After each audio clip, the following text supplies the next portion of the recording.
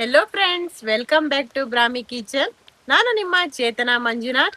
ಇವತ್ತಿನ ರೆಸಿಪಿ ಬಂದ್ಬಿಟ್ಟು ದಾಸವಾಳ ಎಲೆಯ ದೋಸೆ. ಈ ಒಂದು ದಾಸವಾಳ ಎಲೆ ದೋಸೆನ ಈಸಿಯಾಗಿ ಹಾಗೂ ಟೇಸ್ಟಿಯಾಗಿ ಹೇಗೆ ಮಾಡೋದಂತ ಈ ಒಂದು ವಿಡಿಯೋದಲ್ಲಿ ನಾನು ನಿಮ್ಗೆ ತೋರಿಸ್ತಾ ಇದ್ದೀನಿ.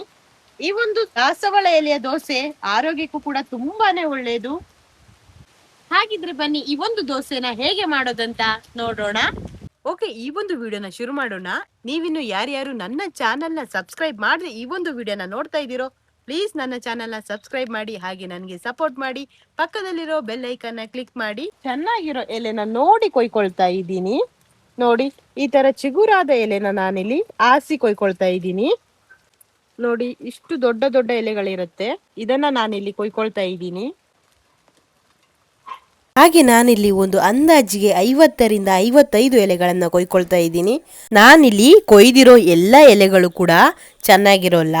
ಅದರಲ್ಲೂ ಕೂಡ ಕೆಲವು ಎಲೆಗಳಲ್ಲಿ ಹುಳ ಅಥವಾ ಹುಳ ತಿಂದಿರೋ ಎಲೆಗಳು ಕೂಡ ಇರುತ್ತೆ. ಹಾಗೆ ಈಗ ಮಳೆಗಾಲ ಆಗಿರೋದ್ರಿಂದ ನೀವು ಎಲೆಯನ್ನು ನೋಡಿ ಕ್ಲೀನ್ ಮಾಡ್ಕೊಳ್ಬೇಕಾಗತ್ತೆ. ಹಾಗೆ ನಾನಿಲ್ಲಿ 50ರಿಂದ 55 ಎಲೆಗಳನ್ನು ತಗೊಬಂದಿದ್ದೇನೆ. ನೋಡಿ, ಎಲೆಗಳನ್ನು ತಗೊಬಂದು ಈ ರೀತಿಯಾಗಿ ಅದರ ತಲೆಯನ್ನು ಕಟ್ ಮಾಡಿ ಇಟ್ಕೊಳ್ತಾ ಇದ್ದೀನಿ.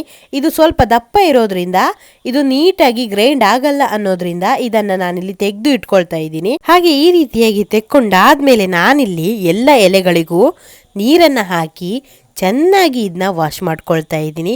ಈ ರೀತಿಯಾಗಿ ಇದನ್ನ ನೀವು ವಾಶ್ ಮಾಡ್ಕೊಳ್ಳೇಬೇಕಾಗತ್ತೆ. ಈ ರೀತಿಯಾಗಿ ವಾಶ್ ಮಾಡಿಕೊಂಡು ಇದನ್ನು ನೀವು ಈ ನೀರಿಂದ ತೆಗೆದು ಬೇರ್ ಮಾಡಿ ಇಟ್ಕೊಳ್ಳಿ. ನೋಡಿ, ನಾನಿಲ್ಲಿ ಒಂದೊಂದು ಎಲೆಗಳನ್ನು ನೀಟಾಗಿ ತೊಳ್ಕೊಳ್ತಾ ಇದ್ದೀನಿ. ಈ ರೀತಿಯಾಗಿ ತೊಳ್ಕೊಂಡ್ರೆ ಸಾಕಾಗತ್ತೆ. ಹಾಗೆ ತೊಳ್ಕೊಂಡಾದ್ಮೇಲೆ ಇದನ್ನ ನೀವು ನೀರಿಂದ ತೆಗೆದು ಒಂದು ಪಾತ್ರೆಗೆ ಹಾಕಿ ಇಟ್ಕೊಳ್ಳಿ. ಈ ರೀತಿಯಾಗಿ ತೊಳೆದಾದ್ಮೇಲೆ ನಾನಿಲ್ಲಿ ಈ ಅಕ್ಕಿನ 2 ಗಂಟೆ ಮುಂಚಿತವಾಗಿ ಇದನ್ನ ನೆನೆ ಹಾಕಿದ್ದೇನೆ. ಹಾಗಾಗಿ ಇದು ಇವಾಗ ಚೆನ್ನಾಗಿ ನೆಂದಿದೆ. ಇದನ್ನು ನಾನಿಲ್ಲಿ ನೀರನ್ನು ಹಾಕಿ 3 ಬಾರಿಯಾಗಿ ಚೆನ್ನಾಗಿ ವಾಶ್ ಮಾಡ್ಕೊಳ್ತಾ ಇದ್ದೀನಿ. ಈ ರೀತಿಯಾಗಿ ನೀವು ಕೂಡ ಇದನ್ನ ವಾಶ್ ಮಾಡ್ಕೊಳ್ಳಿ. ನಾನಿಲ್ಲಿ ಈ ಒಂದು ದೋಸೆಗೆ ರೇಷನ್ ಅಕ್ಕಿಯನ್ನೇ ಬಳಸ್ಕೊಳ್ತಾ ಇದ್ದೀನಿ. ಈ ರೀತಿಯಾಗಿ ಅಕ್ಕಿನ ತೊಳ್ಕೊಂಡಾದ್ಮೇಲೆ ಒಂದು ಮಿಕ್ಸಿಯ ಜಾರನ್ನು ತಗೊಂಡು ಅದಕ್ಕೆ ನಾನಿಲ್ಲಿ ಮೊದಲು ಸೊಪ್ಪನ್ನು ಹಾಕ್ಕೊಳ್ತಾ ಇದ್ದೀನಿ. ನಾನಿಲ್ಲಿ 2 ಸಾರಿಯಾಗಿ ಇದನ್ನು ರುಬ್ಕೊಳ್ತಾ ಇದ್ದೀನಿ. ಮೊದಲಿಗೆ ಈ ರೀತಿಯಾಗಿ ಸೊಪ್ಪನ್ನು ಹಾಕಿ ತೊಳೆದಿಟ್ಕೊಂಡಿರೋ ಅಕ್ಕಿನ ಹಾಕಿ ಇದಕ್ಕೆ ಸ್ವಲ್ಪ ನೀರನ್ನು ಹಾಕಿ ಗ್ರೈಂಡ್ ಮಾಡ್ಕೊಳ್ಳಿ. ನೋಡಿ, ಗ್ರೈಂಡ್ ಮಾಡ್ಕೊಂಡಿದ್ದಾದ್ಮೇಲೆ ಇದು ಈ ರೀತಿಯಾಗಿ ಕಾಣಿಸುತ್ತೆ. ಹಾಗೆ ಇದನ್ನು ನೀವು ಎಷ್ಟು ನಯಸ್ಸಾಗುತ್ತೋ ಅಷ್ಟು ನಯಸ್ಸಾಗಿ ಇದನ್ನ ಗ್ರೈಂಡ್ ಮಾಡ್ಕೊಳ್ಳಿ. ಈ ರೀತಿಯಾಗಿ ಗ್ರೈಂಡ್ ಮಾಡ್ಕೊಂಡಿದ್ದಾದ್ಮೇಲೆ ನಾನು ಇದನ್ನು ಒಂದು ಪಾತ್ರೆಗೆ ಹಾಕಿ ಇಟ್ಕೊಳ್ತಾ ಇದ್ದೀನಿ. ಹಾಗೆ ನಾನಿಲ್ಲಿ ಉಳಿದ ಅಕ್ಕಿ ಹಾಗೂ ಎಲೆಗಳನ್ನು ಮಿಕ್ಸಿ ಜಾರಿಗೆ ಹಾಕ್ಕೊಂಡು ಇವಾಗ ನಾನು ಇದಕ್ಕೆ ಸ್ವಲ್ಪ ಉಪ್ಪನ್ನು ಹಾಕ್ಕೊಳ್ತಾ ಇದ್ದೀನಿ. ಈ ಒಂದು ಅಕ್ಕಿ ಹಾಗೂ ಎಲೆಗಳಿಗೆ ಎಷ್ಟು ಉಪ್ಪು ಬೇಕು ಅಷ್ಟು ರುಚಿಗೆ ತಕ್ಕಷ್ಟು ಉಪ್ಪನ್ನು ಹಾಕ್ಕೊಂಡು ಸ್ವಲ್ಪ ನೀರನ್ನು ಹಾಕಿ ಗ್ರೈಂಡ್ ಮಾಡ್ಕೊಳ್ತಾ ಇದ್ದೀನಿ. ಇದು ಕೂಡ ಹಾಗೆ ನಿಮಗೆ ಎಷ್ಟಾಗುತ್ತೋ ಅಷ್ಟು ನೀವು ನಯಸ್ಸಾಗಿ ಗ್ರೈಂಡ್ ಮಾಡ್ಕೊಳ್ಳಿ. ಹಾಗೆ ಇದನ್ನು ಕೂಡ ಒಂದು ಪಾತ್ರೆಗೆ ಹಾಕ್ಕೊಂಡು ಇದಕ್ಕೆ ನಾನಿಲ್ಲಿ ಸ್ವಲ್ಪ ನೀರನ್ನು ಹಾಕ್ಕೊಳ್ತಾ ಇದ್ದೀನಿ. ಇದನ್ನು ನೀವು ತೀರಾ ತೆಳುವೇನು ಮಾಡ್ಕೋಬೇಡಿ, ಸ್ವಲ್ಪ ತೆಳುವಾಗಿ ಮಾಡ್ಕೊಳ್ಳಿ. ನೋಡಿ, ನಾನಿಲ್ಲಿ ಇಷ್ಟು ತೆಳುವಾಗಿ ಮಾಡ್ಕೊಂಡಿದ್ದೇನೆ. ಹಾಗೆ ನೀವು ಈ ಒಂದು ದೋಸೆ ಹಿಟ್ಟನ್ನು ಒಂದು 8 ಗಂಟೆಗಳ ಕಾಲವಾದರೂ ಇಡಬೇಕಾಗತ್ತೆ. ಈ ರೀತಿಯಾಗಿ ಇಟ್ಟು ಇದನ್ನು ನೀವು ದೋಸೆ ಮಾಡ್ಕೊಳ್ಳೋದ್ರಿಂದ ದೋಸೆ ತುಂಬಾ ಚೆನ್ನಾಗಿ ಬರುತ್ತೆ. ಹಾಗಾಗಿ ನಾನಿಲ್ಲಿ ಬೆಳಗ್ಗೆ ದೋಸೆ ಮಾಡೋದ್ರಿಂದ ರಾತ್ರಿನೇ ಈ ಒಂದು ಹಿಟ್ಟನ್ನು ಮಾಡಿ ಇಟ್ಕೊಂಡಿದ್ದೇನೆ. ನೋಡಿ, ಇವಾಗ 8 ಗಂಟೆ ಆಗಿದೆ. ಈ ಹಿಟ್ಟು ಈ ರೀತಿಯಾಗಿ ಕಾಣಿಸ್ತಾ ಇದೆ. ನೋಡಿ, ನಾನಿದನ್ನು ಈ ರೀತಿಯಾಗಿ ಮಾಡ್ಕೊಂಡಿದ್ದೇನೆ. ಇಷ್ಟು ತೆಳುವಾಗಿ ಮಾಡಿಕೊಂಡ್ರೆ ಸಾಕಾಗತ್ತೆ. ನೀವಿನ್ನು ತೀರಾ ತೆಳುವಾಗಿ ಕೂಡ ಮಾಡ್ಕೊಳ್ಳೋಕ್ಕೆ ಹೋಗಬೇಡಿ. ಇವಾಗ ನಾನಿಲ್ಲಿ ಈ ಒಂದು ದೋಸೆನ ಮಾಡಿ ತೋರಿಸ್ತಾ ಇದ್ದೀನಿ. ಮೊದಲಿಗೆ ನಾನಿಲ್ಲಿ ಒಲೆ ಮೇಲೆ ಒಂದು ಕಾವಲಿಯನ್ನು ಇಟ್ಟು ಅದಕ್ಕೆ ಎಣ್ಣೆಯನ್ನು ಹಚ್ಕೊಳ್ತಾ ಇದ್ದೀನಿ. ನೋಡಿ, ಎಣ್ಣೆನ ಈ ರೀತಿಯಾಗಿ ಎಲ್ಲ ಕಡೆನೂ ಹಚ್ಕೋಬೇಕಾಗತ್ತೆ. ನೋಡಿ, ಎಣ್ಣೆನ ಹಚ್ಕೊಂಡಿದ್ದಾದ್ಮೇಲೆ ನಾನಿಲ್ಲಿ ಈ ಒಂದು ದೋಸೆ ಹಿಟ್ಟನ್ನು ಹಾಕಿ ನಿಮಗೆ ಎಷ್ಟು ತೆಳು ಬೇಕು ಅಷ್ಟು ತೆಳುವನ್ನ ನೀವು ಇದನ್ನು ಮಾಡ್ಕೋಬಹುದು. ನೋಡಿ, ಈ ರೀತಿಯಾಗಿ ನಾನಿಲ್ಲಿ ಎಲ್ಲ ಸೈಡಿಗೂ ದೋಸೆ ಹಿಟ್ಟನ್ನು ಹಾಕಿ ಈ ಒಂದು ದೋಸೆನ ರೌಂಡ್ ಶೇಪಿಗೆ ತರ್ತಾ ಇದ್ದೀನಿ. ಈ ರೀತಿಯಾಗಿ ಆದಮೇಲೆ ನೀವು ಇದಕ್ಕೆ ಒಂದು ಕ್ಯಾಪನ್ನು ಮುಚ್ಚಿ 1 ರಿಂದ 2 ನಿಮಿಷ 1 ನಿಮಿಷ ಬೇಯಿಸ್ಕೊಂಡ್ರೆ ಸಾಕಾಗುತ್ತೆ. ನೋಡಿ, ಇವಾಗ 1 ನಿಮಿಷವಾಗಿದೆ. ಈ ಒಂದು ದೋಸೆ ಬೆಂದ ಮೇಲೆ ಇದರ ಕಲರ್ ಸ್ವಲ್ಪ ಚೇಂಜ್ ಆಗುತ್ತೆ, ಹಸಿರು ಬಣ್ಣಕ್ಕೆ ಬರುತ್ತೆ. ನೋಡಿ, ಇವಾಗ ಇದು ಬೆಂದಿದೆ. ನಾನು ಇದನ್ನು ತಿರ್ಸಿ ಹಾಕ್ಕೊಳ್ತಾ ಇದ್ದೀನಿ. ನೋಡಿ, ಈ ರೀತಿಯಾಗಿ ತಿರ್ಸಿ ಹಾಕ್ಕೊಂಡಿದ್ದಾದ್ಮೇಲೆ ಇದನ್ನು ತೆಕ್ಕೊಳ್ತಾ ಇದ್ದೀನಿ. ನೋಡಿ ಈ ದೋಸೆ ಎಷ್ಟು ಚೆನ್ನಾಗಿ ಆಗಿದೆ, ಹಾಗೆ ಎಷ್ಟು ಚೆನ್ನಾಗಿ ಎದ್ದು ಬರ್ತಾ ಇದೆ ಅಂತ. ಹಾಗೆ ನಾನಿಲ್ಲಿ ಇನ್ನೊಂದು ದೋಸೆನೂ ಕೂಡ ಮಾಡಿ ತೋರಿಸ್ತಾ ಇದ್ದೀನಿ.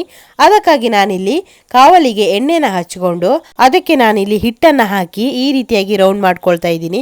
ನೋಡಿ ಇವಾಗ ಈ ಒಂದು ದೋಸೆ ಹಿಟ್ಟನ್ನು ಹಾಕೊಂಡಾಗಿದೆ. ನಾನು ಇದನ್ನ 1 ನಿಮಿಷಗಳ ಕಾಲ ಮುಚ್ಚಿ ಇಡ್ತಾ ಇದ್ದೀನಿ. ಇವಾಗ 1 ನಿಮಿಷವಾಗಿದೆ. ನಾನು ಇದನ್ನು ನಿಮಗೆ ತೋರಿಸ್ತಾ ಇದ್ದೀನಿ ಇದು ಎಷ್ಟು ನೀಟಾಗಿ ಎಬ್ಸ್ಲಿಕ್ಕೆ ಬರುತ್ತೆ ಅಂತ. ನೋಡಿ ಇವಾಗ ನಾನು ಇದನ್ನ ತಿರ್ಸಿ ಹಾಕೊಂಡು ಒಂದು ಅರ್ಧ ಸೆಕೆಂಡ್ ಆಗುವಷ್ಟು ಬೇಯಿಸ್ಕೊಳ್ತಾ ಇದ್ದೀನಿ, ಜಾಸ್ತಿ ಏನು ಬೇಕಾಗೋದಿಲ್ಲ. ನೋಡಿ ಇವಾಗ ಈ ಒಂದು ದೋಸೆ ಎಷ್ಟು ಈಸಿಯಾಗಿ ಹಾಗೂ ಪರ್ಫೆಕ್ಟ್ ಆಗಿ ಮಾಡ್ಕೋಬಹುದಂತ. ಹಾಗೆ ಈ ಒಂದು ದೋಸೆ ನಿಮ್ಮ ಹೆಲ್ತಿಗೂ ಕೂಡ ತುಂಬಾನೇ ಒಳ್ಳೆಯದು. ಇದರಿಂದ ನಿಮಗೆ ತುಂಬಾ ಆರೋಗ್ಯಕರ ಬೆನಿಫಿಟ್ ಕೂಡ ಇರುತ್ತೆ. ಹಾಗಾಗಿ ನೀವು ಈ ದೋಸೆನ ವಾರಕ್ಕೊಂದ್ಸಾರಿ ಅಥವಾ 2 ವಾರಕ್ಕೊಂದ್ಸಾರಿ ಆದ್ರೂ ಮಾಡ್ಕೊಂಡು ತಿನ್ನಿ. ನಿಮ್ಮ ಮನೆಯಲ್ಲಿ ದಾಸವಾಳದ ಎಲೆ ಇಲ್ಲ ಅಂದ್ರೆ 1 ತಿಂಗಳಿಗಾದ್ರೂ ಒಂದ್ಸಾರಿ ಈ ಒಂದು ದೋಸೆನ ಮಾಡಿಕೊಂಡು ತಿನ್ನೋದ್ರಿಂದ ಇದು ಆರೋಗ್ಯಕ್ಕೆ ತುಂಬಾನೇ ಒಳ್ಳೆಯದು. ನಿಮ್ಮ ಕೂದಲಿಗಿರ್ಬೋದು, ದೇಹದ ಉಷ್ಣಾಂಶತೆ, ಇನ್ನು ಹೆಚ್ಚು ಆರೋಗ್ಯಕ್ಕೆ ಈ ಒಂದು ದಾಸವಾಳದ ಎಲೆಯ ದೋಸೆ ಅನ್ನೋದು ತುಂಬಾನೇ ಒಳ್ಳೆಯದು. ನೋಡಿ ಈ ಒಂದು ದೋಸೆ ಎಷ್ಟು ಚೆನ್ನಾಗಿ ರೆಡಿಯಾಗಿದೆ, ಹಾಗೂ ಇದು ಎಲ್ಲೂ ಕೂಡ ಒಂಚೂರು ಕೈಗೆ ಅಂದೇನೆ ಎಷ್ಟು ನೀಟಾಗಿ ಆಗಿದೆ ಅಂತ. ಈ ಒಂದು ದೋಸೆಗೆ ಚಟ್ನಿ ಒಳ್ಳೆ ಕಾಂಬಿನೇಷನ್ ಅಂತಾನೂ ಕೂಡ ಹೇಳ್ಬೋದು. ಹಾಗೆ ಇದಕ್ಕೆ ನೀವು ತೆಂಗಿನ ಎಣ್ಣೆ ಅಥವಾ ತುಪ್ಪನ ಹಾಕೊಂಡು ತಿಂದ್ರೂ ಕೂಡ ತುಂಬಾನೇ ಚೆನ್ನಾಗಿರುತ್ತೆ. ಇದು ನಿಮ್ಮ ಮನೆಯವರಿಗೂ ಹಾಗೂ ಮಕ್ಕಳಿಗಂತೂ ಒಳ್ಳೆಯ ಒಂದು ಆಹಾರ ಅಂತಾನೆ ಹೇಳ್ಬೋದು. ಇದನ್ನ ತಿನ್ನೋದ್ರಿಂದ ಅವರ ಆರೋಗ್ಯ ಕೂಡ ತುಂಬಾನೇ ಚೆನ್ನಾಗಿರುತ್ತೆ. ಹಾಗೆ ಈ ಒಂದು ರೆಸಿಪಿನ ನೀವು ಕೂಡ ನಿಮ್ಮ ಮನೇಲಿ ಟ್ರೈ ಮಾಡಿ ಇದು ಹೇಗೆ ಬಂತು ಅಂತ ನನ್ನ ಕಾಮೆಂಟ್ ಸೆಕ್ಷನ್ನಲ್ಲಿ ಕಾಮೆಂಟ್ ಮಾಡಿ. ಹಾಗೆ ನೀವಿನ್ನು ಯಾರ್ಯಾರು ನನ್ನ ಚಾನಲ್ನ ಸಬ್ಸ್ಕ್ರೈಬ್ ಮಾಡದೆ ಈ ಒಂದು ವಿಡಿಯೋನ ನೋಡ್ತಾ ಇದ್ದೀರೋ ಪ್ಲೀಸ್ ನನ್ನ ಚಾನಲ್ನ ಸಬ್ಸ್ಕ್ರೈಬ್ ಮಾಡಿ, ಹಾಗೆ ನನಗೆ ಸಪೋರ್ಟ್ ಮಾಡಿ.